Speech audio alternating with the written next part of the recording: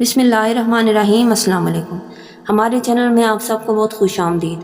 حضرت عبادہ رضی اللہ تعالیٰ عنہ نے نبی کریم صلی اللہ علیہ وسلم سے شب قدر کے بارے میں دریافت کیا تو آپ نے ارشاد فرمایا کہ رمضان کے اخیر عشرہ کی طاق راتوں میں ہے، 21، 23، 25، 27، 29 یا رمضان کی آخری رات میں جو شخص ایمان کے ساتھ ثواب کی نیت سے اس رات میں عبادت کرے اس کے پچھلے سب گناہ معاف ہو جاتے ہیں۔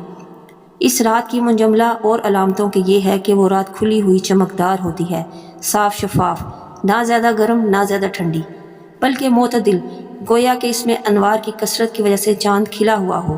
اس رات میں صبح تک آسمان کے ستارے شیاطین کو نہیں مارے جاتے۔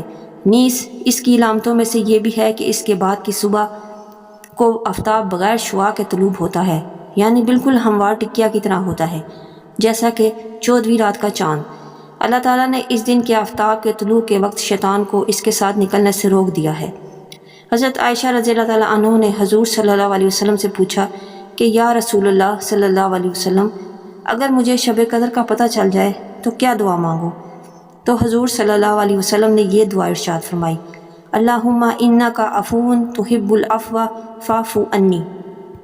انہی طاق راتوں کی اہمیت کے حوالے سے ان طاق راتوں کے وظائف لے کر آپ کی خدمت میں حاضر ہیں، تو چلتے ہیں اپنے وظائف کی طرف۔ چوتھی شب قدر یعنی 37ویں شب۔ 37ویں شب قدر کو 12 رکعت نماز 3 سلام سے پڑھیں۔ ہر رکعت میں سورہ فاتحہ کے بعد سورہ القدر 1 مرتبہ اور سورہ اخلاص 7 مرتبہ پڑھیں۔ بعد السلام 70 مرتبہ استغفار پڑھیں، استغفر اللہ ربی من کل ذنب و اتوب الیہ۔ 2 رکعت نفل پڑھیں۔ ہر رکعت میں سورہ فاتحہ کے بعد سورہ القدر 3 مرتبہ، سورہ اخلاص 5 مرتبہ پڑھیں۔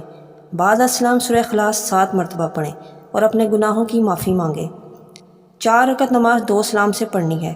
ہر رکعت میں سورہ فاتحہ کے بعد سورہ تکاثر 1 بار اور سورہ اخلاص 3 بار پڑھنا ہے۔ قبر کے عذاب سے چھٹکارا ہوگا انشاءاللہ۔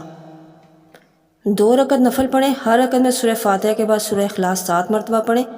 بعد السلام 70 مرتبہ یہ تسبیح پڑھیں، استغفر اللہ ربی من کل ذنب و اتوب الیہ۔ انشاءاللہ مسلح سے نہ اٹھیں گے کہ اللہ پاک اور اس کے والدین کے گناہ معاف فرما دیں گے۔ 2 رکعت نفل پڑھیں۔ ہر رکعت میں بعد از فاتحہ کے سورہ علم نشرہ 1 بار، سورہ اخلاص 3 بار پڑھیں۔ بعد السلام 11 مرتبہ سورہ قدر پڑھیں۔